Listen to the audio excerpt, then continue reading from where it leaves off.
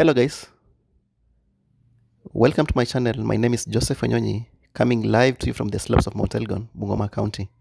I'd like to acknowledge the traditional owners of the land on which I come to you today, the Abakusia subclan of the Luya tribe, based in Bungoma County, and I pay my respects to the elders past, present, and emerging.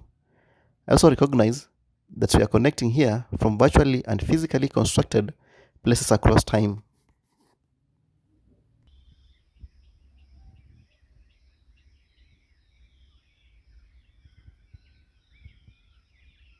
My YouTube journey, I want to share with you what I do, my home, the development of my home, the farming, and bringing up a home. This is a new home, and as you can see, these are the royal palm. I've planted them.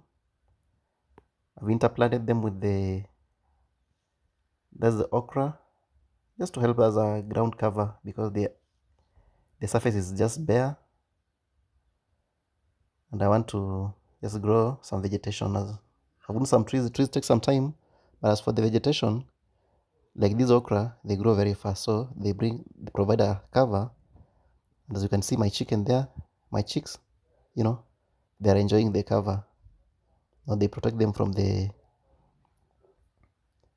hawks that can pick at them.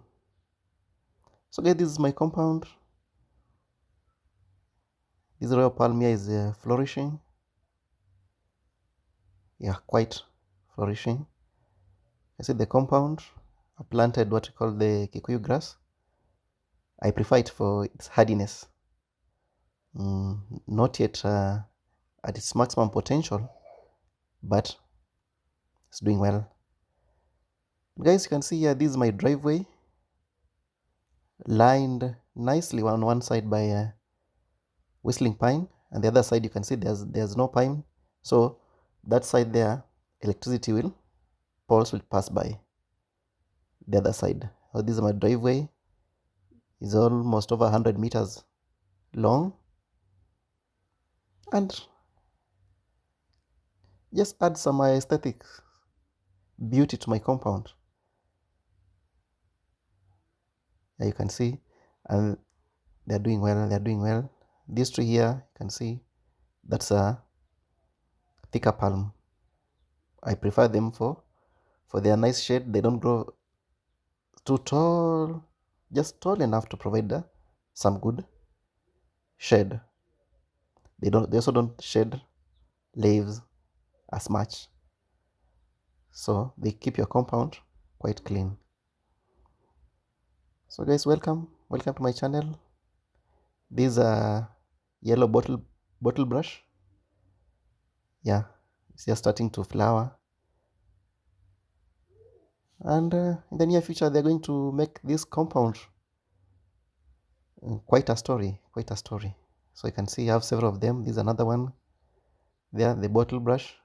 This is yet to flower. I wish it blooms to a white one, the bottle brush. So you can see those purple flowers there, the kai apple, nicely around the compound. And there's another bottle brush. See the kai apple. Yeah, they're gonna help this compound.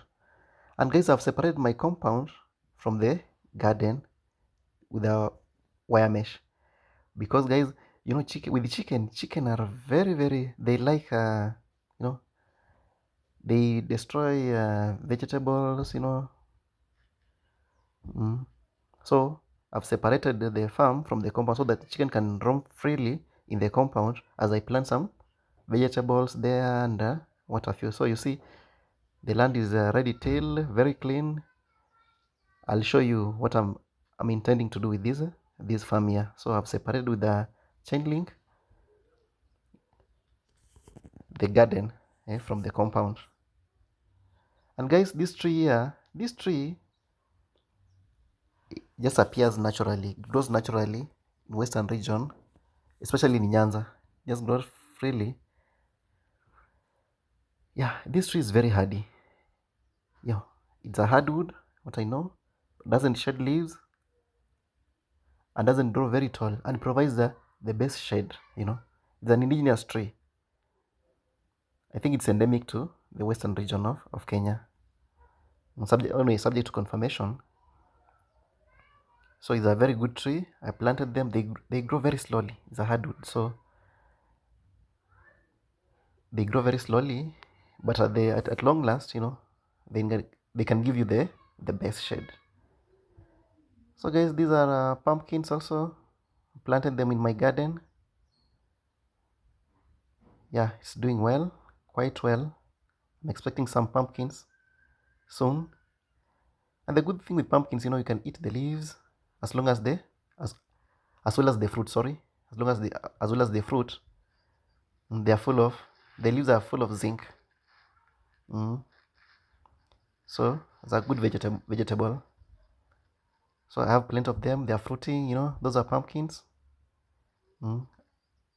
Light blue mine way because I had others which flowered sometimes back, but this one is still fighting. And guys, you see, I planted them among my bananas so that they can provide some cover crop to conserve the moisture in the bananas. So you see, I've interplanted them. They are doing well. These are my bananas. I have quite a number of stems. I've lined them nicely along the hedge so that no, the sun can shine both sides of the of the of, so guys, you can see these are bananas. I have both the ripening varieties and also the cooking varieties. No, they're different, but I planted more cooking because you know I love the green bananas. You can see this one is a sample of the ripening variety. I just harvested it. Yeah, it's mature. It's mature. And I'll explain to you guys why I harvest them very early as opposed to waiting for them to fruit from the farm. So guys, this is my farm. Welcome. I'm coming live to you from the slopes of Mount Elgon in Bungoma County at a place called Matili near Kimilili. So welcome. Let's build this home together. I'll share with you. And guys, I'll be sharing with you not because I'm experienced in this, but because I've seen this done by our forefathers, our fathers, over and over. I don't hold any monopoly of knowledge about anything, but I'll be just sharing you the story, how I do things, you know. So I don't mean that mine is the gospel truth, you know, but what I've just seen people doing it. And I'm open to criticism. You can tell me, you know, how to do it best, you know, where I've gone wrong. Just build a community that can share. I know we are physically construed, but only anyway, internet is helping us because through the internet, you know, can come together. We can share knowledge. Yeah? We can talk, which makes life a bit meaningful, especially with the climate scare. So guys, welcome. Kindly consider subscribing because as I told you, I don't hold any monopoly of any knowledge, but just this is a platform we can share, we can assist each other, we can share. Yeah. So guys, you can just see this is my Kai apple. They're 3 years old because I want them to turn into a natural hedge. Yeah, I just prefer this home to be, you know, as natural as possible. Limit the concrete as possible. That's why I don't intend to put a wall around the farm. Just want to keep the vegetation as natural as possible. Plant a lot of indigenous trees here. Yes. And make the home quite a spectacle. Conducive environment for me and nature to coexist healthily. And guys, as you see here, these are a variety of seedlings which I want to make into a nursery. I want to plant some carrots, some collard greens, some coriander, and also some tomatoes. You can see I've already planted some few food crops. Here are some cassava. These are young ones. You see, those are cassavas, the young ones. Yes, cassava, they take too long to mature, almost a year, and some more than a year, depending on the variety. So as you can see, these are older ones. And no cassava you plant from the cutting. So once I harvest this one, I'll plant even more on my farm here, my garden here, so that this can be a good home to stay at. So you can see those are my cassava. These are young ones. I plant them along the fence. Now you see this the farm I want to transfer the seedlings to once they mature. So first things first, let me begin by creating some seed beds for my seedlings. So seed beds, they need some fine soil, well aerated soil. That's why I want to. Now I'm removing all the weeds and making the soil as fine as possible, because the seedlings are too small, so they need a very good surface so that they can achieve a good percentage of germination. So as you can see, I'm trying to just break the boulders, dig deeper so that the seedlings can have a nice landing space for them to germinate. So welcome guys, welcome to my channel. Kindly comment, subscribe. This is a beginning journey, and we need this journey so that just want to share. I just want to share what I do, my story, and just creating a home, from scratch. That's from scratch. In the middle of nowhere, guys. My land here is situated among very big farms. This land initially was a very big farm, and the owners were generous enough to sell to us any portion that you could afford. So adjacent to my farm, there are some plantations, sugarcane plantations. People also plant maize, although they have already harvested the maize. So guys, welcome. I'll share with you. I'll give you a tour of my surroundings, my adjacent villages, and what I do. Guys, what I do just apart from this, and my animals also on my farm. So guys, welcome guys, welcome. It's a privilege having you on my channel. Tell a friend to come and enjoy this. Yeah, so this is a seedbed preparation, guys. You see, I'm trying to remove all the weeds, making the soil as fine as possible, breaking the boulders, removing the dry grass and the seeds. Sorry, the dry grass and also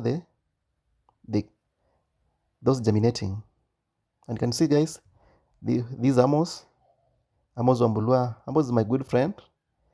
Amos does some good farming, He's a good farmer, loves animals. That's how we became friends, We had something in common. We all love one thing, animals. We love dogs, chicken, and farming. Just creating your own organic food, for your own consumption. Because guys, something, with the current economic conditions, money has become scarce, because there's no jobs, no industries coming up in Kenya, no industries, so despite even having the good education, you just need to find something to do as you hope for, or wait for a job. So you might find that having money sometimes is very, very hard to get some money to do maybe your shopping, blah blah. But once you have your own vegetables, you have your own cereals, you are left with very little. You'll require very little maybe to sustain yourself as far as money is concerned. So, what I'm trying to say is that, when you plant your own vegetables, your own food, even without money, yes, you can survive. God forbid, minus the sicknesses. Sickness is the one that cripples a lot of Kenyans, money wise. But when you have your own food, there's a very good path towards self-sustenance. And that's why you see I'm trying to plant my own vegetables, so that I'll never have to go and buy things that I can just grow myself. And if I have surplus, I can share with my neighbors, can share with friends, maybe teach them one and two, especially with this climate change scare. I was talking to a friend, and guys was telling them, if they do really think that this climate change, whether it's a hoax or a reality, and guys, from the observation, we came to a conclusion that, climate change is real. Things have changed, especially my home here. For the past 20 something years I've been stayed here, I've observed a lot of change, Yeah, the rainfall patterns have really, really changed. Sometimes, you find the rain earlier when I was a young child, in the early 2000s, the rains used to come, usually for planting season, usually here comes between March, in Western region, comes between March to maybe May. But nowadays, you can find that sometimes the rains comes around February. Sometimes they come long rains. That's what I mean. Long rains usually come around between March to May. And sometimes they go early, or sometimes we receive too much rainfall than before. Yeah, so I think there's something going on with the climate. It's changing. And sometimes we also find that the temperatures have really risen. Sometimes you find a lot of pests that never used to be there. Like you can find nowadays, when you plant maize, yes, these maize nowadays tend to be attacked by a lot of pests. You need to use some chemicals to kill those pests. Otherwise, you'll have very little harvest. And maize being the staple food of Kenya, especially this side of western Kenya, there's something going on. At the same time, some bird species have just disappeared. There used to be a lot of birds. Big birds will just come in huge flocks during certain times, but nowadays they're nowhere to be seen. And I can attribute this to the harvesting of some indigenous trees that have just been totally been decapitated at this side of the country. So, guys, climate change, what I think is a reality. And we need to do everything possible so that we can deal with this. Otherwise, things are not looking as good as possible. You find even some diseases, As a young boy while growing up, we could raise chicken, cattle, without using any medication. But nowadays, guys, you can't do that. Chicks just die out of nowhere.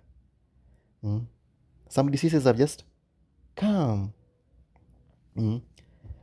you know, some. So it's really changing the landscape, which is something to worry about. But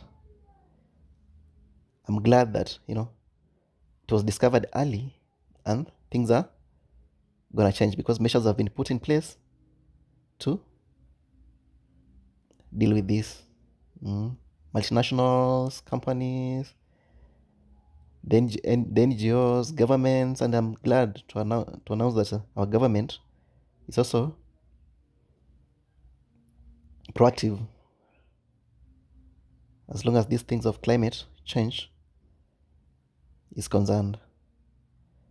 So guys, this is Amos, as I told you earlier. Amos is doing his best, you know, he's also helping me, you know, make the soil as fine as possible so that, you know, the seedlings can land to a very good place to help in germination. Like you can see, we are digging as deep as possible and raising the soil so that, you know, water, the water that, after the rains, the water that maybe might stand, stagnant water, you know, will not be gathered on the seed bed because the seedlings, once they germinate, they are too delicate, too small, and we can't risk, you know, losing them. So we want to put some tomatoes here, some coriander, some collard greens, some spinach also on the farm.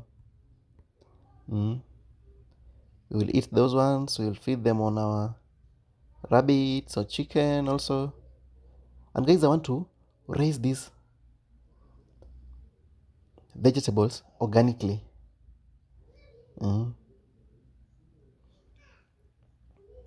From the experience, I've interacted with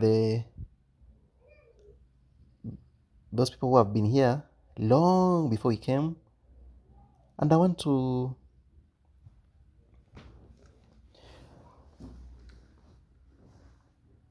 intertwinkle their ways, you know, into my raising this. I want to tap into their knowledge so that I can raise these animals, my vegetables, the way they used to. I want to we go back to our old ways, our good old days, where we used to raise these vegetables in a great way. Guys, welcome. I think this is the last seedbed number 4 to raise our seedlings. So I'm Joseph Anyonyi, and welcome to my channel. Kindly, if you like what I do, my plan, or just want to be a part of you want to be a part of a journey where everything seems, you know, uncertain, but the determination and resilience is there. Kindly consider subscribing, giving a comment, telling your friends to tell their friends to support my channel. Very soon I'll be channeling videos every day, updating you about everything I'm doing. But to do that, I need to move to the village. Really move to the village and go and stay there where I can do my things and give you content every day as I share with you my journey, what I've been doing. So guys, here I've made the farrows. I'm now applying the seedlings into the seed bed. And you see guys, the soil is very fine and very loose because the seedlings are very small. And they really need a very small cover. You cover them with very little soil so that water can seep into them. Then the seedlings can germinate very fast. So guys, welcome. I'll update you very soon once they germinate. Thank you for being here. Thank you for considering subscribing to my channel. Thank you for choosing to be part of this journey. Thank you. I'll share with you guys. I intend to introduce a lot of livestock here. I am considering introducing, very soon I'm introducing some geese into the farm. I'm introducing some turkeys into the farm, some ducks, the Swedish, the Indian runner ducks, you know. But to do all that, I also need a plan, because I want to raise all this in a very good environment, as natural as possible, free range. So I need a good security, a good fence, you know, the feeding, to learn 1, 2, 3. So guys, welcome. On the horizon there's Mount Elgon. I have very good views from my land here. There's Mount Elgon. Mount Elgon is shared between Kenya and Uganda. So it's in the border, and this is me, Joseph. So guys, welcome, be part of my journey. These are a path leading to my home, and that's Amos. So you'll see us more than this in the near future. Thank you guys. Thanks everybody. Bye bye. Till next time. See you then. Bye.